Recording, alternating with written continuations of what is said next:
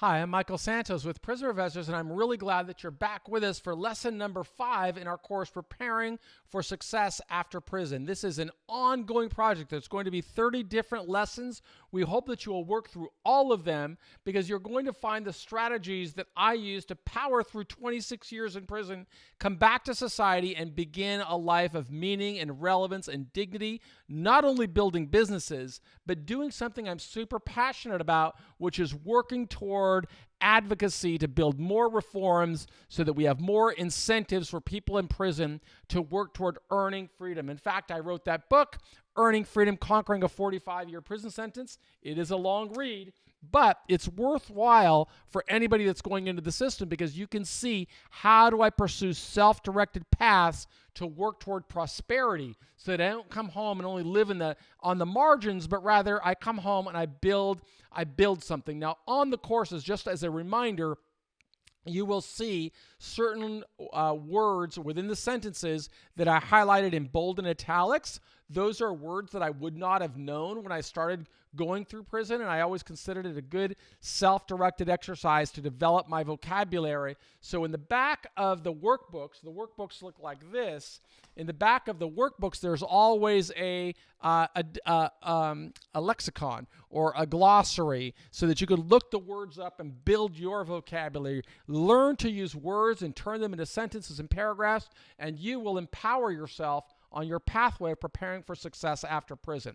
Let me now turn to lesson 5 on achievement and appreciation and celebrating success. Start with the annotation. To stay motivated as days turn into weeks, weeks turn into months, and months turn into years, we must learn to celebrate the small achievements. Daily achievements put us into a position of new opportunities that we can seize or create. Simultaneously, we must learn to appreciate the blessings that come our way. Even after a lengthy prison term, we can appreciate opportunities to contribute to society. Let's talk about the purple cow.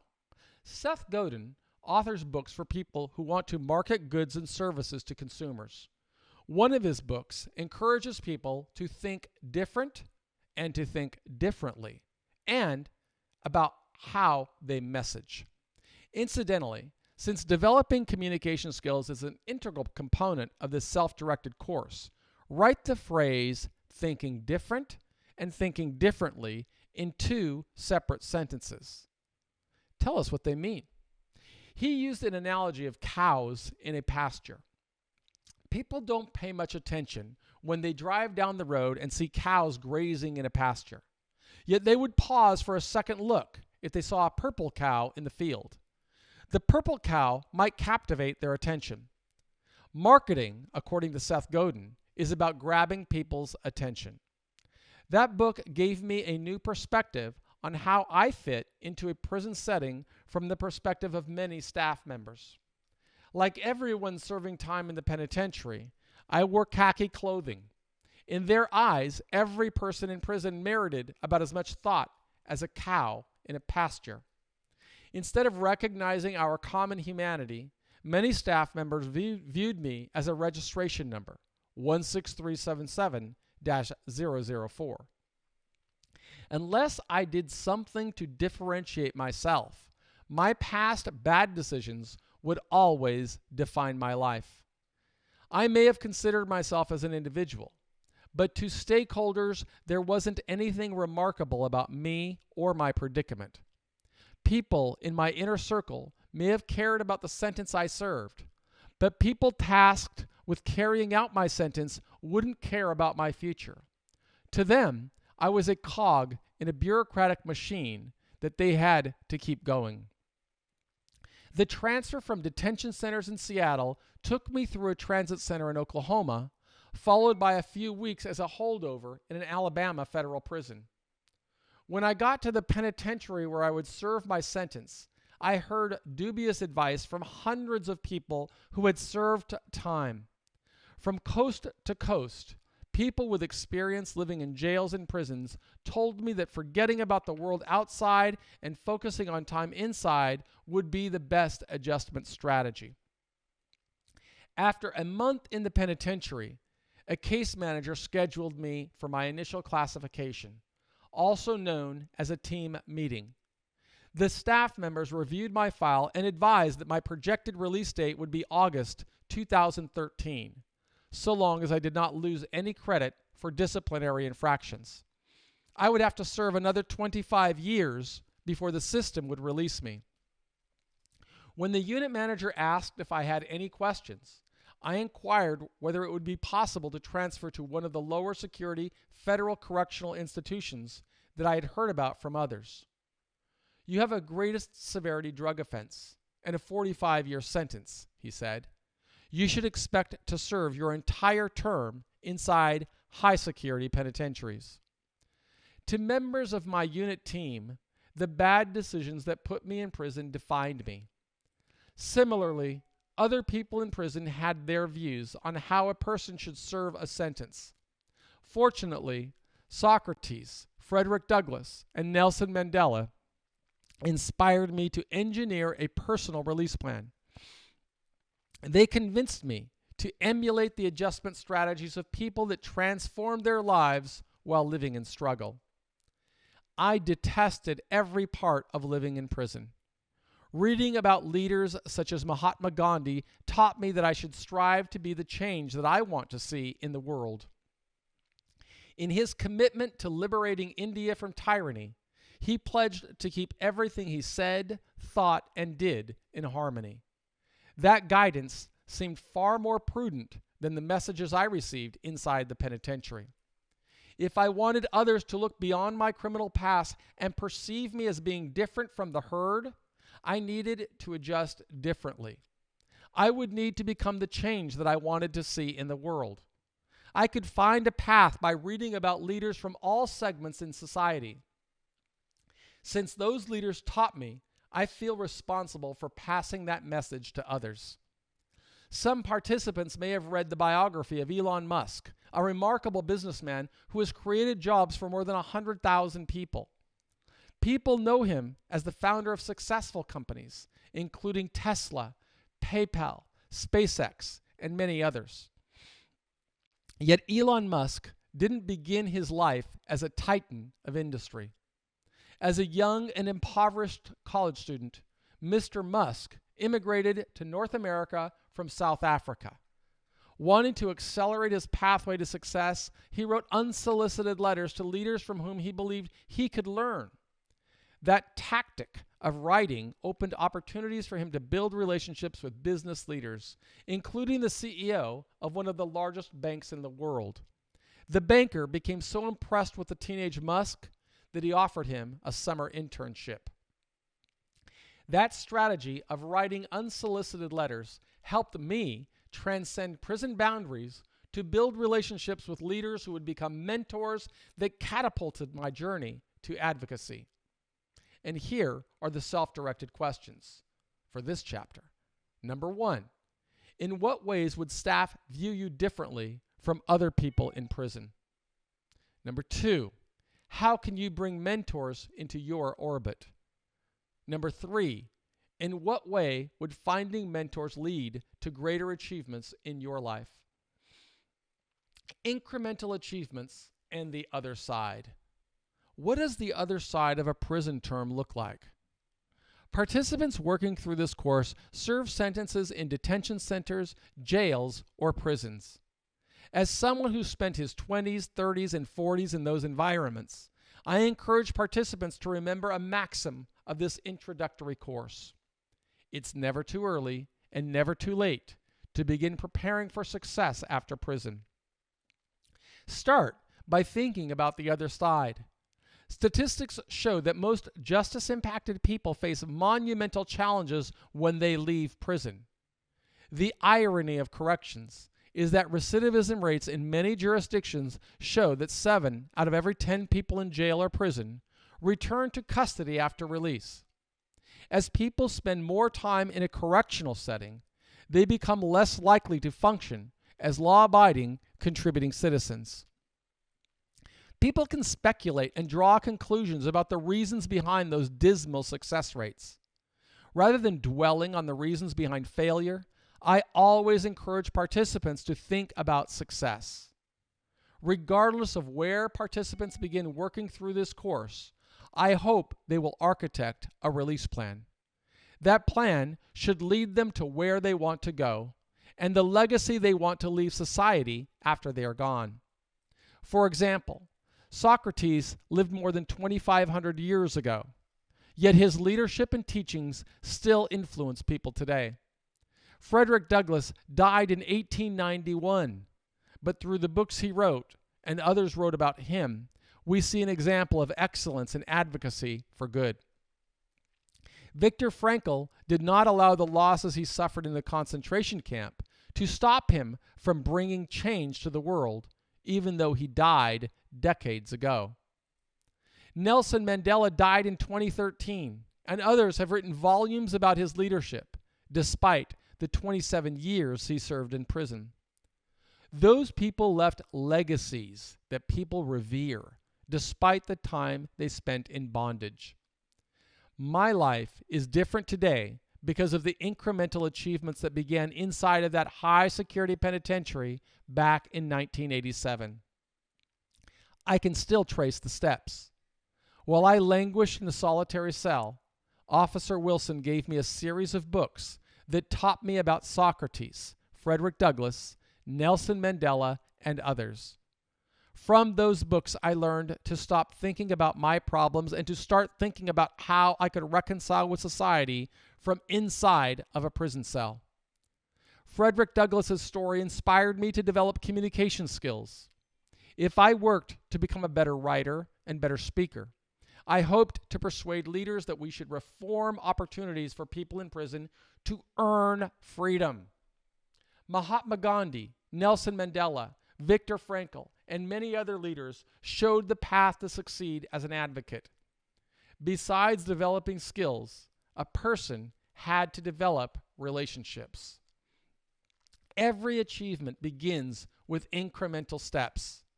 Some of those steps will be harder than others, but people who commit know that each step should lead to an intended destination.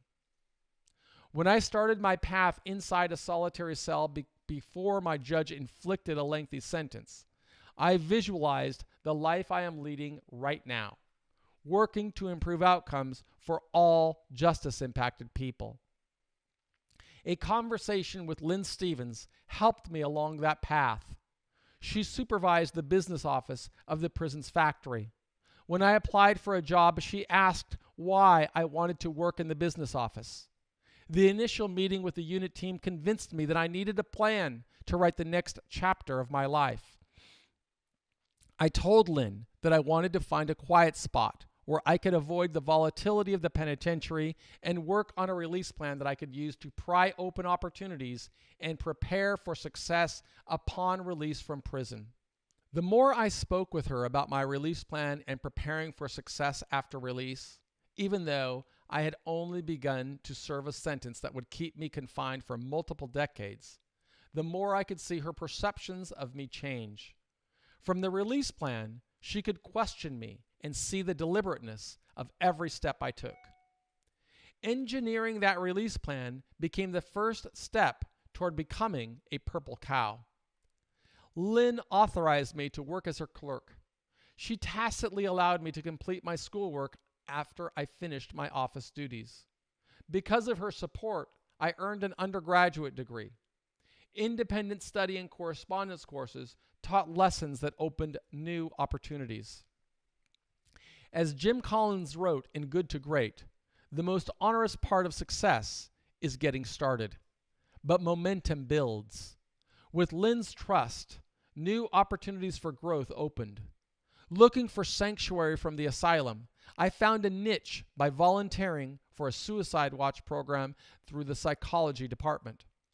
When the shift in the business office concluded, I sat in a quiet area of the prison's mental health unit.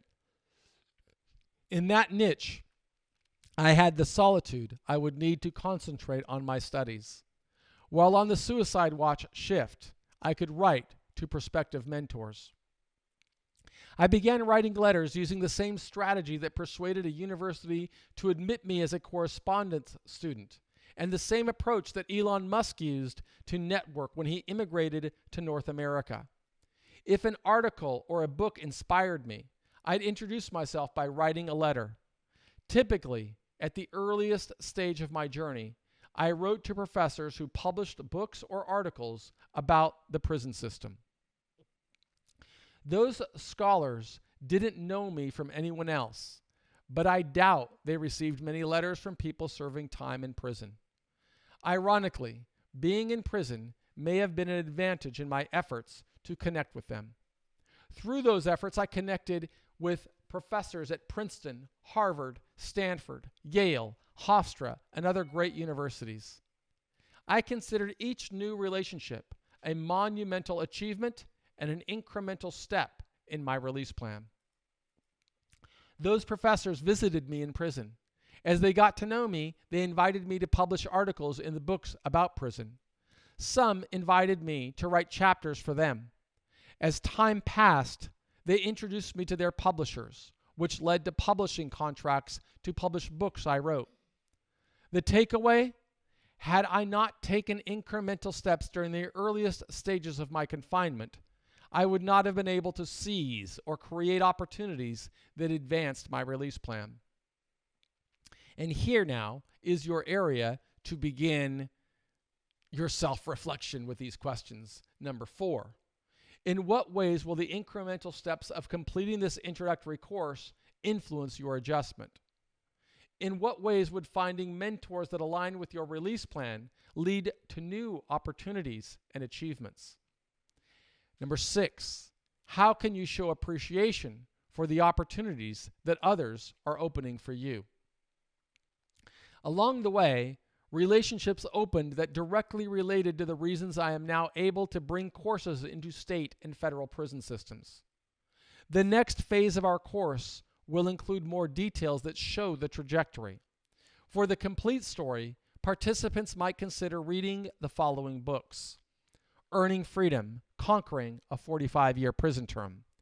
Details showing the pathway from an arrest on August the 11th, 1987 to a release date on August the 12th, 2013. Prison, my 8,344th day.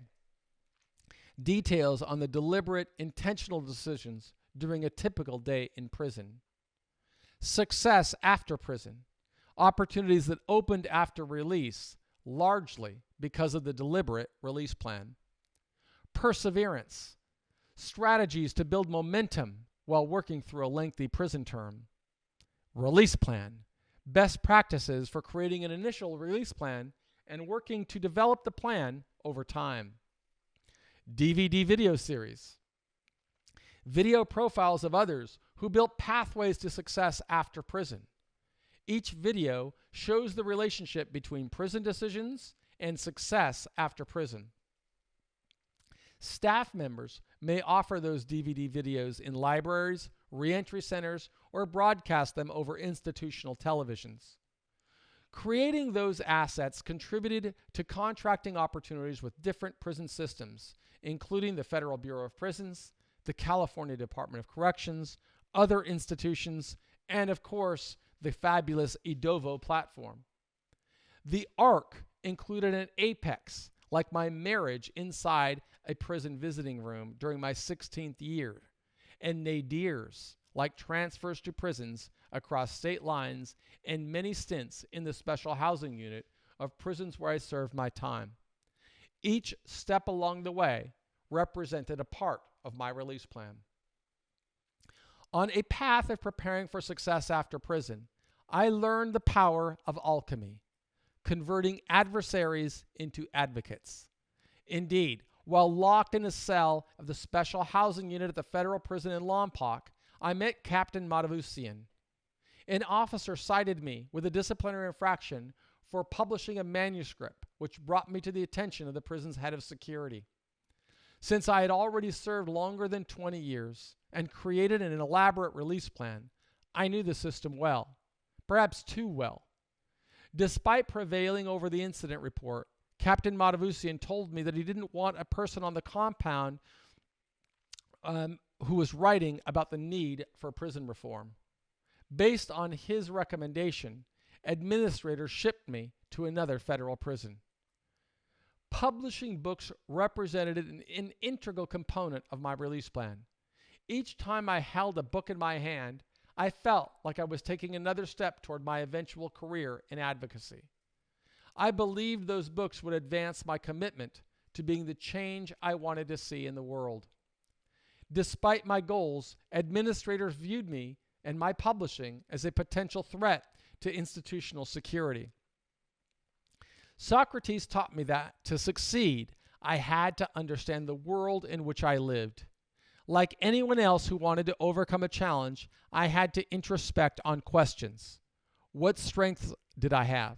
What weaknesses? What opportunities existed? What threatened my progress? Since my release plan showed what I wanted, I expected to face obstacles. Preparing for success means learning to be comfortable with being uncomfortable. Working toward prison reform required resources I could leverage to build an ecosystem for change. Leaders helped me along the way. To show my appreciation for what they taught, I had to live in gratitude, passing along the lessons that had made a difference in my adjustment. Those incremental steps across the high wire of imprisonment opened new opportunities when I transitioned to a halfway house on August the 13th, 2012. Within days, I closed a deal with a real estate developer to acquire my first property, and San Francisco State University invited me to teach as an adjunct professor. I created the Architecture of Incarceration, a course for students who wanted to build a career in the corrections sector. A tripart adjustment pattern of focusing on earning academic credentials, contributing to society, and building a support network carried me through prison. Similarly, I would need a tripart plan to succeed upon release. Despite feeling passionate about prison reform, I also had to cover living expenses and prepare for retirement. Those needs influenced the intentional, three-pronged career in business, investments, and academia that I launched. Each component of the plan related to the other. By building or accumulating appreciating assets in appreciating markets, I could prepare for my retirement. By building businesses, I could earn a living that would fund my ministry to improve outcomes for all justice-impacted people. By working in academia, I could infuse future prison leaders with new ideas that I believed would improve outcomes. We could change the way leaders measured justice in America. Instead of waiting for calendar pages to turn, my scholarship advanced ideas for reform that would incentivize people to work toward earning freedom through merit. As a professor, I expanded my platform, publishing articles like Incentivizing Excellence in the UC Hastings Law Review. By publishing in a law review, I took an incremental step toward building a speaking career that would spawn innovative ideas to a cynical crowd. I spread ideas on the need to empower the Bureau of Prisons with incentives. If we want people to leave prison as productive citizens, we should empower administrators to reward people who pursue that path. Those writings led to an invitation to keynote an event that the Ninth Circuit Court of Appeals sponsored for 40 minutes. While a group of several hundred judges and correctional practitioners ate lunch, I promoted the idea of reforms that would include incentives to produce the outcomes we wanted from America's criminal justice system. Following my presentation, a well-dressed man in a blue suit approached. He extended his hand and asked if I remembered him. Of course I remembered him. And I said to him, "Of course I remember you." I smiled. "You're Captain Matavusian. 5 years ago when I was in Lompoc, you locked me in the shoe for advancing the ideas I spoke about today." While we shook hands, Mr. Matavusian told me his career had advanced. The Bureau of Prisons had promoted him to warden, and he presided over the penitentiary in Atwater. He invited me to give a presentation in his institution. Instead of making a motivational speech, I proposed to create a course that would show people in prison how they could begin making decisions that prepare them for success upon release. That conversation spread the program through the Bureau of Prisons and several state prison systems. It led to the birth of Prison Professors, a website I created to help all stakeholders of the system, including all justice-impacted people.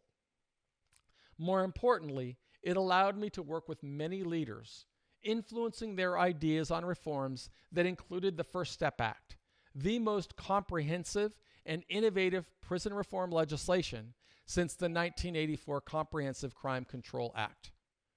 The First Step Act passed Congress with bipartisan support, beginning a transition from an indeterminate to a determinate sentencing system. It is an incremental step toward more reforms that our team at Prison Professors will continue working to advance. Our advocacy pushes to advance ideas such as broader applications of incentives with the First Step Act so that all people in federal prison would qualify for earned time credits, and in state systems, broader use of milestone credits, such as we're using in the California Department of Corrections. We want to see additional incentives, such as extended furloughs and quasi-work release programs for people who have built release plans, showing their commitment to earning incrementally higher levels of freedom. Clear pathways to work toward consideration for commutations of sentence or compassionate release, and reinstatement of the U.S. Parole Commission. Some people may believe such changes will never happen. I urge those people to consider stories like Helene Flowers or Tommy Walker. Those people worked hard to build extraordinary and compelling records long before the First Step Act became law. Other people get discouraged because they will finish serving their sentence before Congress or the agency implements changes for which we advocate. We must celebrate each small, incremental achievement along the way. We grow stronger when we live in gratitude, showing appreciation for the blessings that come our way. I appreciate each participant in this course. Through their work, I open more opportunities to convince cynical people on the need for reforms that will improve outcomes of our nation's prison system. And here is the third section of self-directed questions. Number 7, how does the release plan you are creating show a series of incremental steps to prepare for success upon release? Number 8, in what way would a small achievement open opportunity in your life? And number 9, how would living in gratitude influence your adversaries? And as we always do, at the bottom of the page, we offer our contact information so that you could write us if you are in a jail or a prison. Very hard for us to communicate with the tens of thousands of people that reach out to us, which is why we encourage, if you've got access to email and you want to start building your own profile, send that invite to interns@prisonprofessorstalent.com, which I will show you right here. So I can go to Prison Professors Talent. Is that it? No, this is actually our website at Prison Professors. If you haven't seen it before, you'll kind of see that we profile all types of justice-impacted people and the work that we try and do to help people work toward better outcomes. That is our friend Helene Flowers, who I've written about previously. But of course, we feature all kinds of people on our courses and try to show people what steps they can take. Our course at Prison Professors Talent is something different. This is what I am using to try and build a path that show administrators and taxpayers and educators the different ways that people who prepare for success after release are really in a better outcome. This is even the Bureau of Prisons supports that work. As you can see there, they profiled our work inside of prisons and the ways that we are striving to try and be the change we want to see in the world.